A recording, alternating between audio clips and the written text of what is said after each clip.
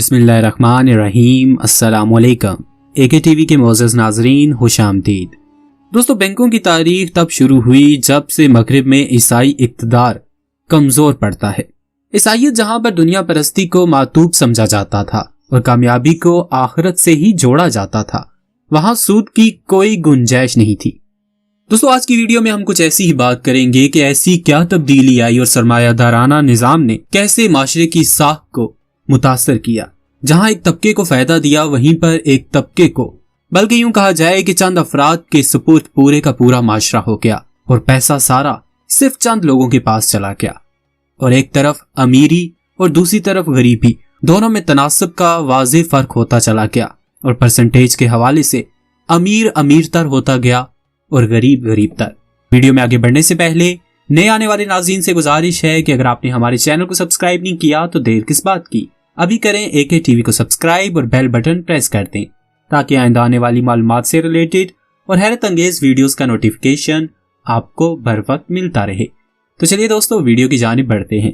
ناظرین گرامی، عیسائیت میں سود ممنوع تھی، خاص کر کیتھولک چرچ میں تو ہر قسم کے شرعی سود اور زر کی لین دین پر فیس لینے تک کی ممانعت تھی۔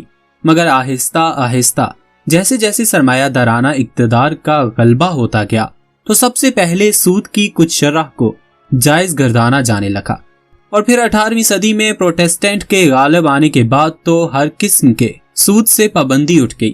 یہودیت میں آپس میں تو سود کی ممانعت تھی، لیکن دیگر افراد کے ساتھ سود کے لین دین کو جائز سمجھا جاتا تھا۔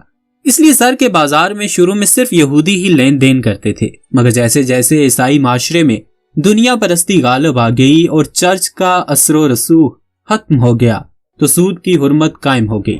سرمایہ داری جو کہ 15ویں اور 16ویں صدی تک صرف یورپ کے چند ساحلی شہروں فلورنس، نیپل، وینس تک تھی، جہاں پر مغرب کے تاجر اپنے مفتوح علاقوں سے لوٹ کا مال جمع کرتے، اور اس مال کی خرید و فروخت میں جو طبقہ کثیر سرمایہ کاری کرتا وہ یہودی تھا۔ یہ ساہوکار ان قرضوں کے عوض سود سے جمع رقوم کو مزید سرمایہ کاری کے لیے رہن پر سونے اور دیگر قیمتی اشیاء کو رکھ کر قرضہ فراہم کرتے اور ایک پرچی دیتے جس پر اس ساہوکار کا اعتبار ہوتا۔ اس اعتباری پرچی کو لوگ مزید لین دین کے لیے استعمال کرتے۔ اس طرح سے سب سے پہلے اعتباری کرنسی کی شروعات ہوئی۔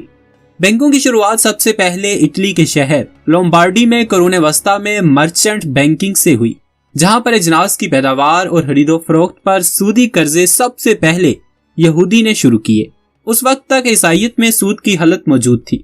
نہ صرف سودی قرضے فصل کی کاشت کے وقت دیے جاتے تھے، بلکہ فصل کی کاشت اس کو خریدار تک حفاظت تک پہنچانے کی ذمہ داری کے لیے انشورنس بھی کی جاتی تھی۔ ان قرض کو جاری کرنے والے افراد اجناس کی مارکیٹ میں ایک بینچ میں بیٹھ جاتے۔ اس بینچ کو اطالوی زبان میں بانک کہتے تھے، وہاں سے بینک کی اصطلاح شروع ہوئی۔ 16ویں صدی میں وینس میں تاجروں کی حفاظت سے ادائیگی کے پیش نظر زر کے تاجروں نے طلائی کرنسی میں لین دین کی جگہ پہلی دفعہ چیک کا استعمال کیا۔ اس طرح چیک کے ذریعے سے لین دین شروع ہوئی، جو کہ پہلے پرچی کے ذریعے ہوتی تھی۔ یہ ایک آسان طریقہ تھا۔ اس لین دین سے بینک کے مالکان کے کھاتے میں کافی رقم جمع ہو گئی، جو کہ اس نے مزید قرض پر دینی شروع کر دی۔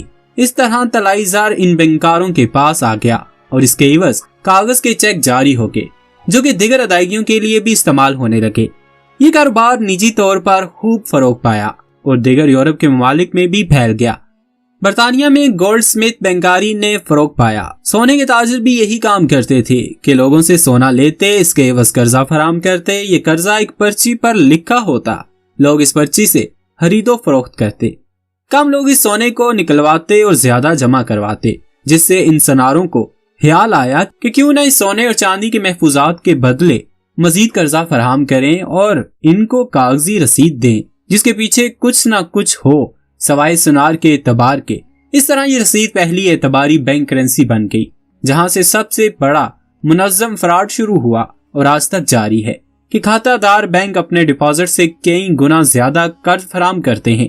یہ قرض اعتباری کرنسی کی صورت میں اشیاء اور خدمات کی خرید و فروخت کا ذریعہ بن جاتا ہے۔ دوستو، 16ویں صدی تک یہ بینکاری نجی شعبے تک محدود رہی اور متعدد خاندان اس سے مستفید ہوئے۔ یہ خاندان خلافت عثمانیہ تک پہنچ گئے تھے اور زر کے کاروبار کو وہاں بھی فروغ دیا، مگر یہ کس نہج تک پہنچا، یہ ایک تحقیق طلب مسئلہ ہے۔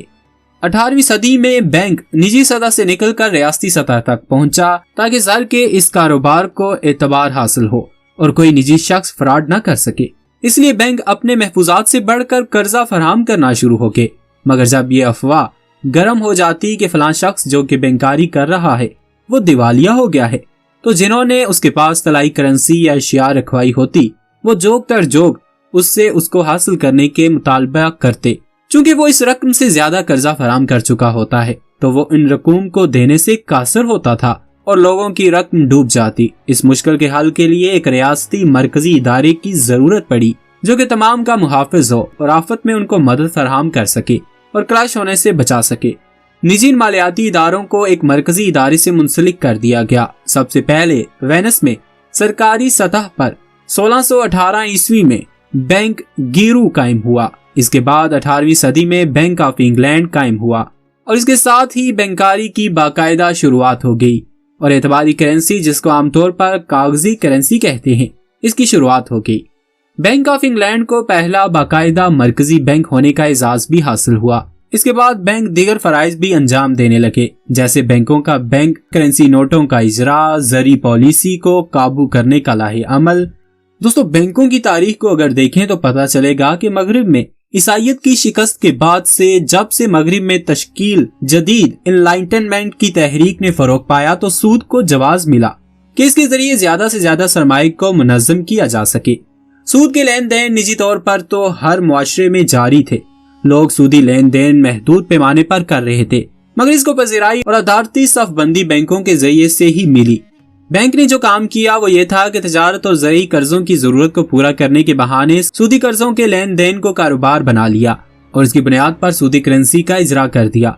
तलाई और नकदी करेंसी जो कि असल पैमाना तबादला थी, इसको तब्दील करके कर्जों की बुनियाद पर एतबारी करेंसी का इजरा कर दिया। इस एतबारी करेंसी पर बैंक का अख्तियार है कि वो जितना ज़र छापना चाहे छाप सकता है। तो दोस्तों, ये थी मालूमात कुछ बैंकों की हिस्ट्री से मुतल्लिक और किस तरह से इसका इजरा हुआ और किस तरह से ये अब जदीद शक्ल में हमारे सामने मौजूद है। हमने कोशिश की है तमाम का एक मुख्तसर अहाता करने की। हम अपनी कोशिश में कितने कामयाब हुए आपके लाइक, शेयर और कमेंट्स के जरिए से हमें पता चलेगा। इसके साथ जिन्होंने हमारे चैनल एके टीवी को सब्सक्राइब नहीं किया तो उनसे दरख्वास्त है कि चैनल को करें सब्सक्राइब और बेल बटन प्रेस कर दें। बहुत जल्द एक नए उन्वान के साथ आपकी खिदमत में हाजिर होंगे। तब तक के लिए हमारी टीम को दीजिए इजाजत। अल्लाह हाफिज।